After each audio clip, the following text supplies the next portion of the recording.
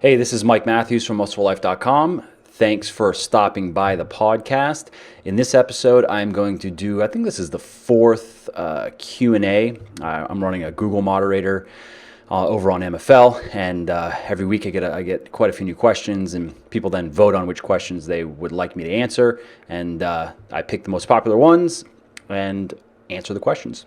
So in this podcast, I'm going to be talking about the difference between muscle recovery and muscle development, and tendon and ligament recovery and development. Going to be talking about how to balance, if you need to do a bunch of cardio basically, but you also want to still lift weights and make gains. I'm going to talk about how to do that. And I'm going to be talking about when you're, really, I guess it doesn't really matter whether you're cutting or bulking or maintaining. How close do you need to be with your macros, and what should you do if you go over one or all more or all on one day, and then how do you kind of compensate for that depending on what you're trying to do. And the final question is going to be regarding protein, how much protein you need to be eating to build muscle if you're in a surplus or eating around maintenance, and maintain muscle if you're cutting. And also, before I get started, just want to let you know that my supplement company, Legion Athletics, we're running a big December sale over at Legion, Legion, supplements.com. 20% off everything, and then every day we're kind of doing like a 12 days of Christmas, advent calendar kind of thing, where every day we do a new deal or gift or giveaway or something cool. So we're going to be running that from today, and it's Wednesday the 10th, and we're going to be running it through the 22nd, which I guess is called Super Saturday, and another one of those days where people just have a reason to buy a bunch of stuff, I guess. So check that out if you're interested in 100% naturally sweetened supplements that don't have a bunch of artificial junk, no fillers, no artificial food dyes or other unnecessary chemicals. All ingredients are backed by sound science that you can go review for yourself. Like with my articles and how I write, I cite everything in relation to the ingredients, why they're there, what the proven benefits are. And also I use all ingredients. I include them at clinically effective dosages, meaning that these are the actual dosages found in the studies proving or demonstrating the benefits. Because one of the common scams that supplement companies run is they'll take a molecule that has been proven to improve performance, let's say like beta-alanine, and we've all heard that. But what a lot of people don't know is how much beta-alanine you need to take to actually expect any sort of improvement in your performance. And for instance, there's a meta-analysis that we reference that shows that the average dosage used in studies demonstrating benefits is about 5 grams, a little bit less than 5 grams, 4.8 I think it is. So in our pre-workout Pulse, or my pre-workout, whatever, Pulse, I use 4.8 grams of beta-alanine. So no proprietary blends as well. So with my products, you know what you're getting. Look on the label, that's what you're getting. Review the science and see why everything's there. Basically, I'm just kind of have developed the supplements that I myself personally have always wanted, and other people think that's cool too. All right, so let's get to the podcast here.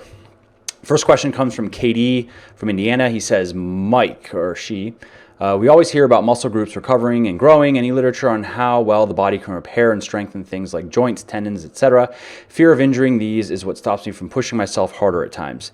This is a good point. This is something actually would be worthwhile writing an article on. But first, I haven't seen any research that specifically on the adaptations that occur in tendons and ligaments. It may be out there, and if as the listener, if you know of any good research on this, actually, if you could shoot it my way, just email it to me, or hit me up on Facebook or Twitter or whatever, and let me know. I've seen research done with powerlifters in particular that showed that heavy squatting, heavy deadlifting doesn't place too much strain on joints. Like I think it was the knee in particular, in the lower back. If you use proper form, the amount of force and amount of pressure applied on the joints and on the tendons and ligaments is well within the acceptable ranges, and it's not dangerous. So That is good to know, because if I remember correctly, in one of the studies, they also were accounting for drug use, and a fair amount of the subjects of the study were on drugs. So one of the issues that guys run into when they're on drugs is that their muscles can progress in strength and size much quicker than the tendons and ligaments can keep up to keep everything stable. And that's one of the reasons why guys on drugs often hurt their joints. They often, will get a shoulder injury because they're, there's this guy, he comes to my gym now and then. He was on a lot of drugs at one point. I think he's cut it back because he's like 30 pounds lighter now. But he was having me spot him with 405 on the seated military press. And I'm standing above him like, dude, if you don't, I can't save you. If you can't get this, there's not much I can do. I'm standing over him, like this, and there's 400 plus pounds sitting on a bar. Not much I'm going to be able to do.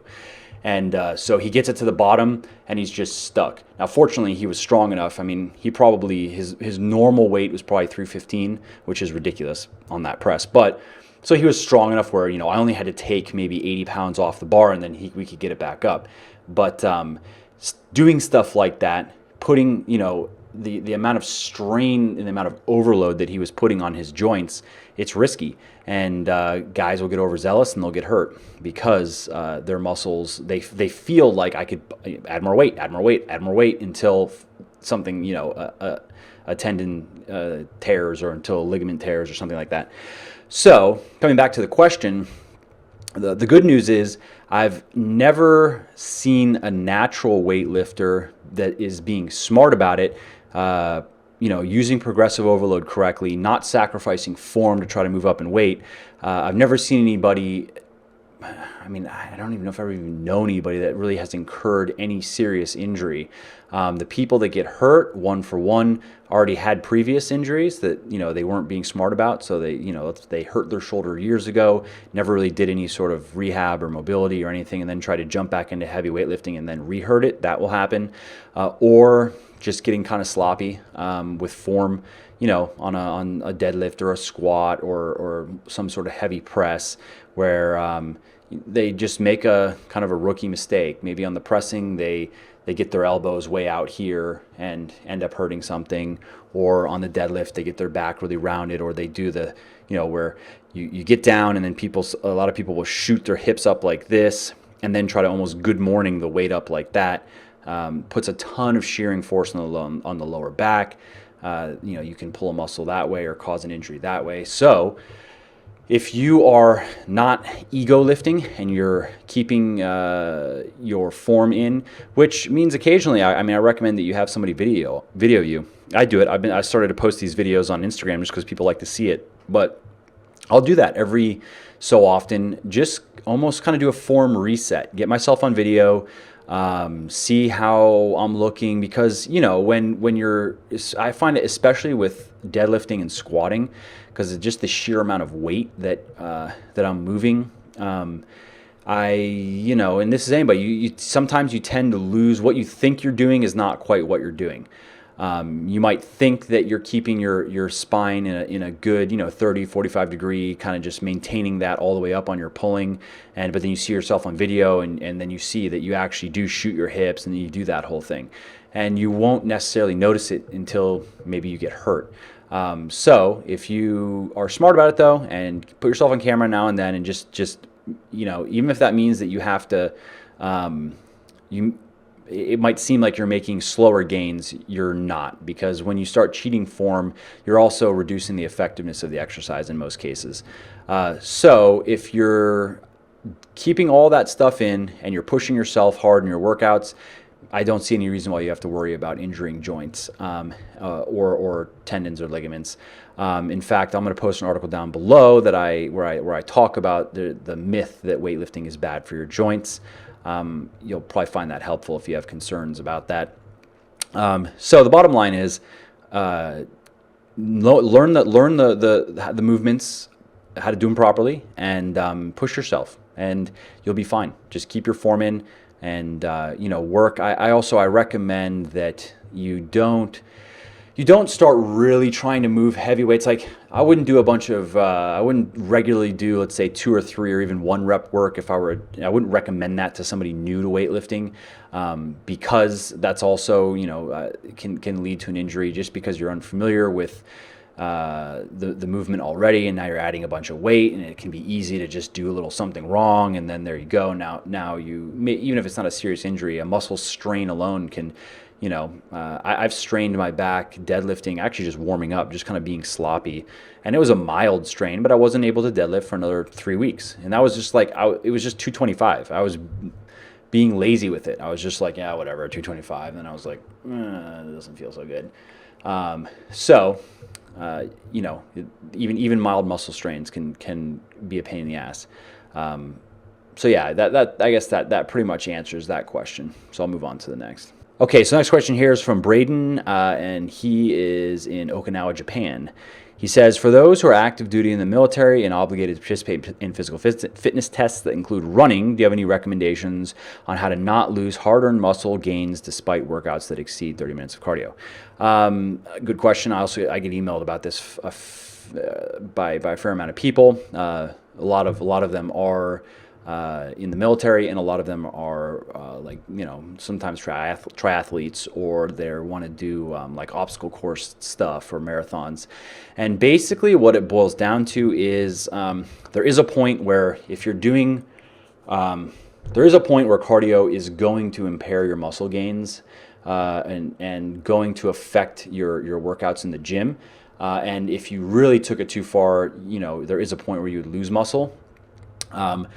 But it's that's harder to do than a lot of guys think. I mean, because the traditional bodybuilder think is that any cardio is just going to get in the way of muscle growth, and that's not necessarily true. I'll link an article down below that I wrote on this subject that kind of goes over the pros and cons of cardio in relation to muscle growth, because there are actually some pros. It's not just all cons.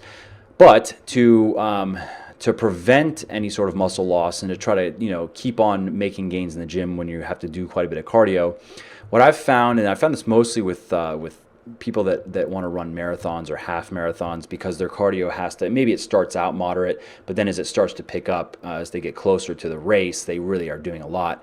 And usually what we have to do is just dial back the weekly volume on the workouts.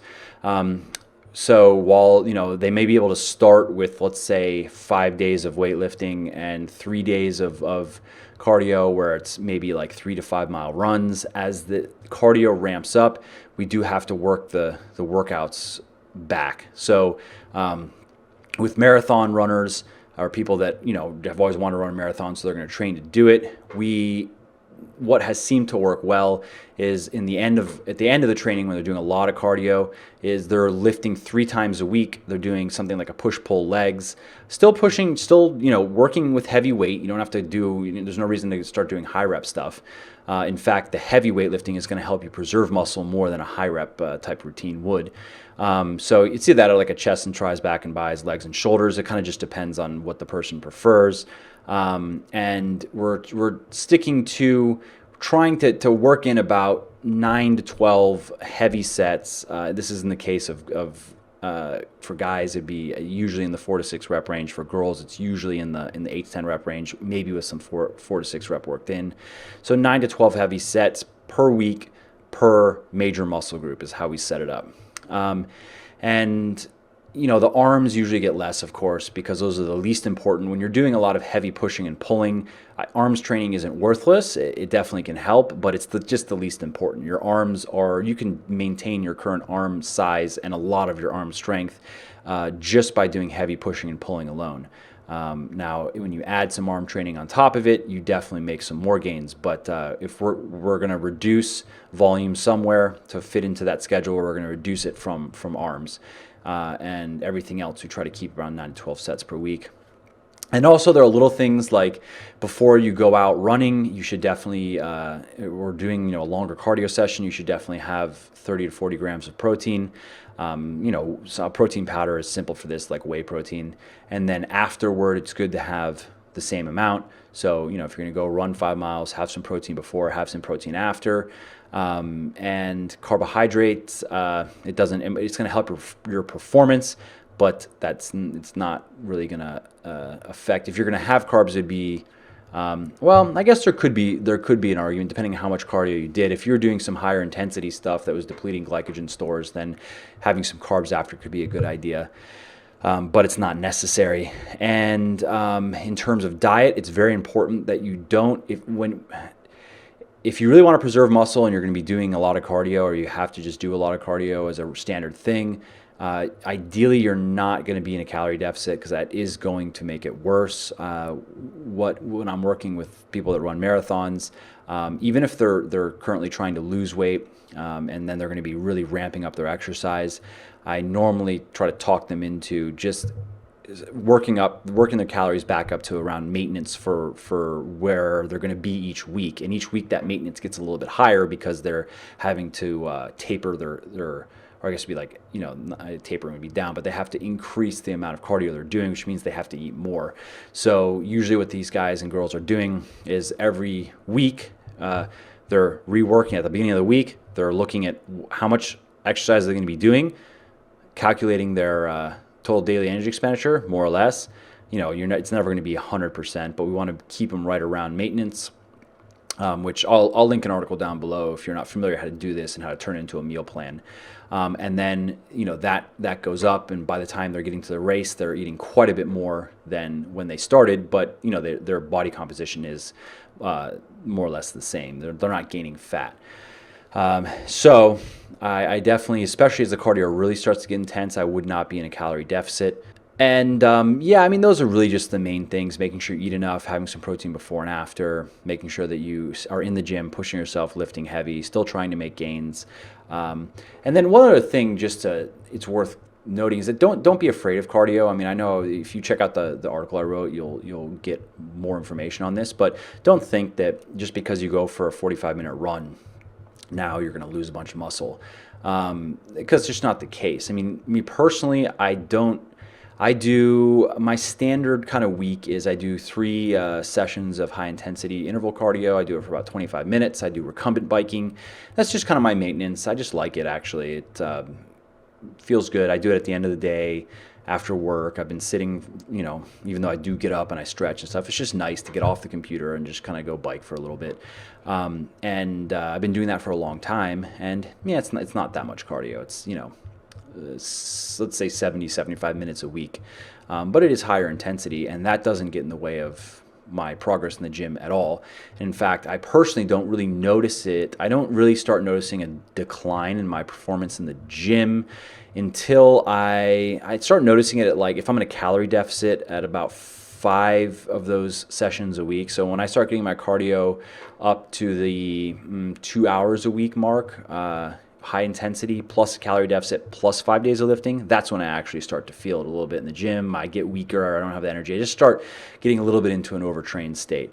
But if I just were to be in a calorie surplus or eating maintenance, I'll bet you, I haven't done that before because it wouldn't really make sense for me to do 5 cardio sessions a week if I'm going to be in, a maintenance mode or a bulking mode.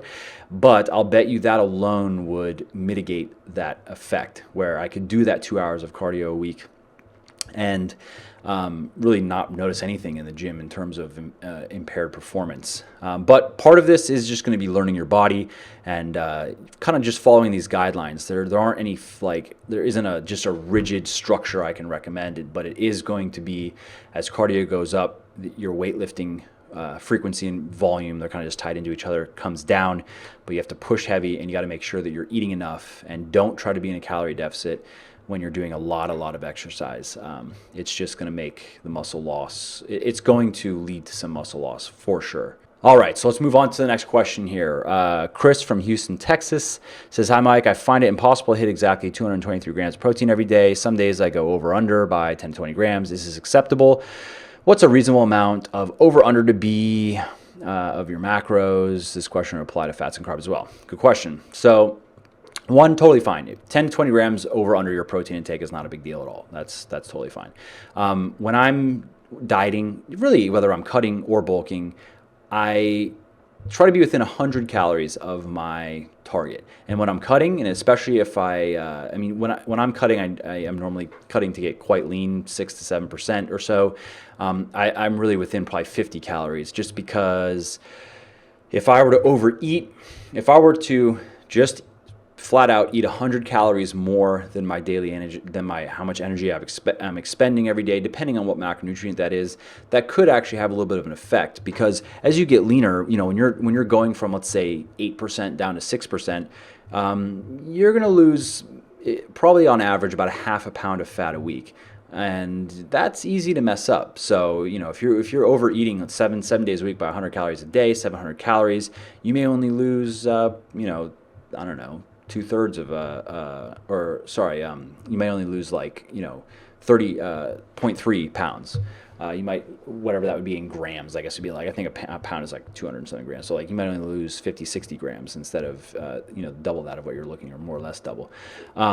So when I'm maintaining, I try to be within about 100 calories, maybe 150. When I'm bulking, same thing, because although bulking, you feel like you have a license now to eat everything, that can lead to other problems. I'll link an article down below where I talk about how that kind of works, and the proper way to juggle bulks and cuts, so you don't gain fat too quickly on your bulks and then take too long on your cuts, that's really the worst way to go about it. So if you just stick to within those numbers, then you'll be totally fine. And if you do happen to go quite over, let's say, whatever, who cares? Something tastes really good and you want to eat a bit more of it, so you do. Let's say that you're 50 carbs over your normal day, what you're targeting for the day. If you're cutting and you really care, realize that the worst you can do is you just lose a little bit less fat that day. If 50 carbs over may, or depending on your body and your size and what you're doing, that may or may not counteract the fat you would have lost that day. Maybe it doesn't completely zero it out. It might just, instead of losing I don't know, 10, 15 grams of fat that day, you might lose half that or something like that. So if you could look at it that way and just go, all right, whatever, today I lost a little bit less fat, and then just carry on the next day. Or if you really want, if it's not that big of a, if it's a 50 carb, 200 calorie difference, you could subtract that from the next day's numbers and, lose a bit more fat that day. But don't do that if you go way over. If you really just kind of lose control and overeat by 1,000 calories, don't try to then subtract 1,000 calories from the next day. It's just not worth it. You're going to feel miserable. And you could go a bit under. You could let's say go 200 or 300 calories under, and whatever. You lose a little bit less fat over those next couple of days, and then you just get back on track. So yeah, that's basically. And if you're gonna go over on anything, I recommend, I could say I recommend you go over on protein, but that's not very fun. No, I don't get very many people emailing me saying I just can't stop eating protein. I don't know what it is. And so if you're going to go over on something, it's best to go over on carbs, because your body has quite a few things it can do with carbohydrate other than stored as body fat, whereas dietary fat is just stored very efficiently as body fat. That's one of the primary functions it serves in the body, among other things. So you can, and I've noticed this before. I stay pretty lean year round. I'm probably about 7% right now, somewhere 7.5, something like that. It's kind of hard to tell with the calipers when you start getting to a certain point. And if I go out, I went out Saturday to a restaurant, and I didn't really, I guess it makes sense. I wasn't thinking too much. Usually when I go out to eat, I just kind of order what I want to order. And, there's only so much damage you can do in one meal. I don't eat until I'm about to explode. I just eat, for me, I guess, well, this is the point. The calories can be deceptive because it depends on the food that you eat. If I'm going to eat a big bowl of pasta, for instance, I could eat probably about 200 to 250 grams of carbs in pasta. And that would be my cheat meal, basically, and that's satisfying for me. I can eat more. I can eat quite a bit of food if I want to, but that's a good amount.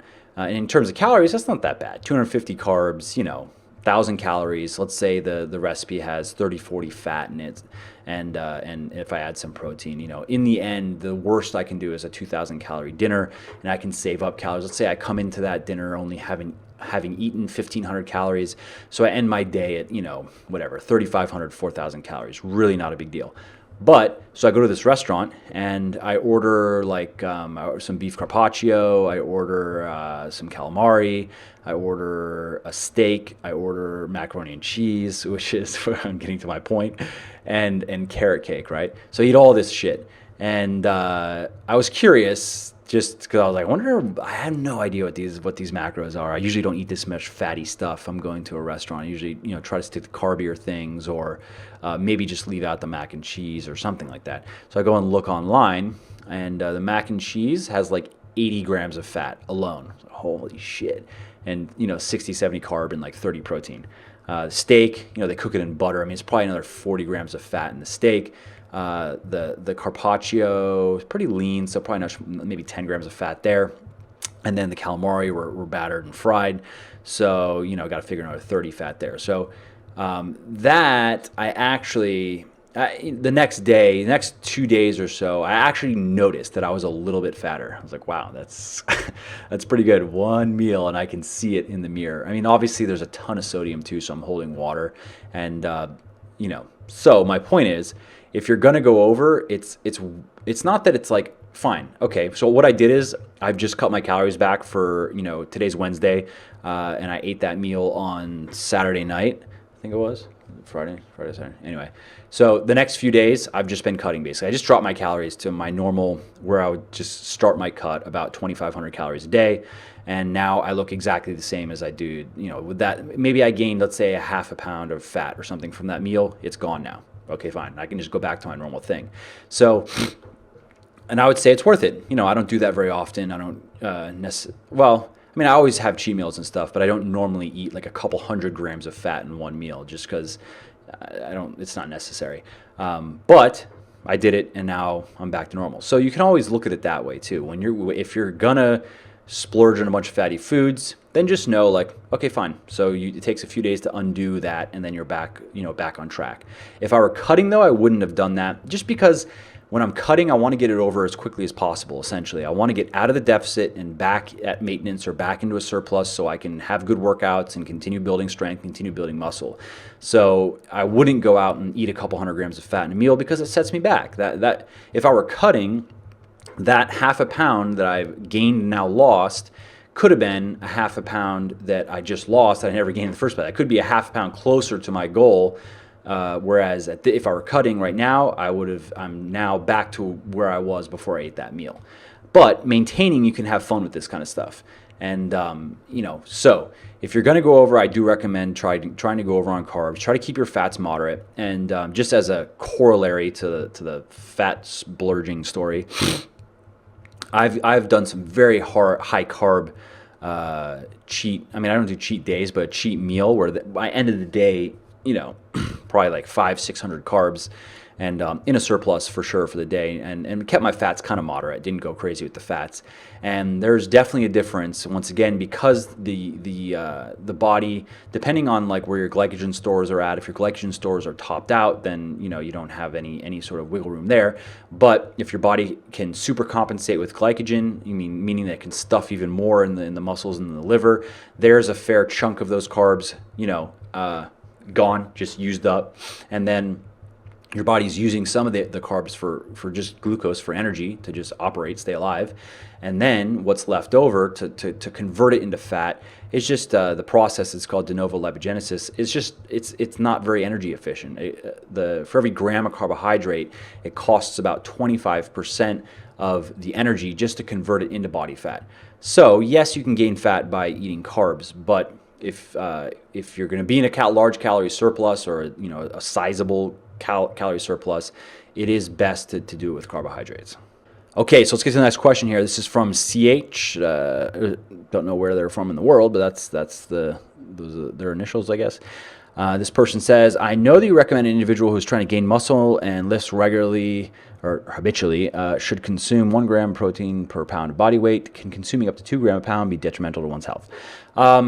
It depends on if you have healthy kidneys. No, 2 grams per pound is probably not going to cause any health issues. maybe if you did it over long periods of time and also did other things that would stress your kidneys. But I mean, I ate 2 grams per pound for years and years and years, and always drank a lot of water, and I've always just been a generally pretty healthy person and never had any issues.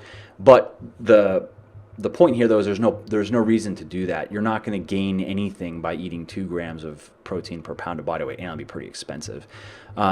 It's just when you are maintaining, or when you're in a surplus, you do not need to be eating more than 1 gram per pound. I'll link an article down below where I kind of go over the science of this and explain why. And you could probably even get away with 0.8 grams per pound of body weight if you wanted to. As a good, easy general rule of thumb, I do just recommend 1 gram per pound of body weight. It's not hard to do. That's a few servings of meat a day. Throw in some dairy, throw in some eggs, swap things out, whatever you want. Throw in some protein powder. It's very easy to get there. Like for me, I have a couple scoops of protein. I have like 3 scoops of protein a day just because it's convenient, and I do a shake after I work out and it tastes good. I do 2 scoops in that and 1 scoop later. I have, 4 or 5 ounces of chicken at lunch. I have 5 or 6 ounces of meat at dinner, and I usually have some sort of slower burning protein later at night before bed. I usually rotate between like Greek yogurt or cottage cheese are kind of my 2 go-tos. And I eat about 200 grams of protein a day, and it's very easy. I could eat much more if I needed to, but I don't have to. And if you're cutting, I recommend that you raise your protein intake a little bit higher, especially if you're lean, especially if you are, as a guy, if you're in the 10% range, or if a girl, if you're in like the 19-20% range and you want to get really lean, then 1.2 grams per pound is the standard, is what I recommend. But going any higher than that is just unnecessary. So save yourself the money. And also, I mean, eating 2 grams per pound, eating 400 grams of protein a day, yeah, I could do it, but I would be real sick of everything that I had to eat. And I've done it in the past. I mean, I used to, do 3 scoops of protein as that was 1 shake. I'd do a couple of those shakes a day, and my lunch had a ton of, probably like 12 ounces of meat, and then my dinner would have the same thing, and I was always full and just I don't know, I was happy when I finally, learn that I don't have to do that anymore. So save yourself the money and save yourself the just gross feeling of always being stuffed, and keep your protein amount around 1 gram per pound. You'll be good. All right, so those are today's questions. If you want to submit your own questions, or you want to vote on other people's questions on what you think I should answer next, please do hit up my Google Moderator page, which I'll link down below, and you'll see how it works. It's very simple. You can write your own questions, and then it also just has like a window that cycles through questions that you can give them a check mark or an X mark, and check as you like it and X as you don't like it. And I will, so I swing back around to it every couple weeks or so, just to let more votes accumulate and let new questions kind of rise to the top, and do another Q&A. All right, thanks again. Hope you enjoyed it, and I'll see you next time.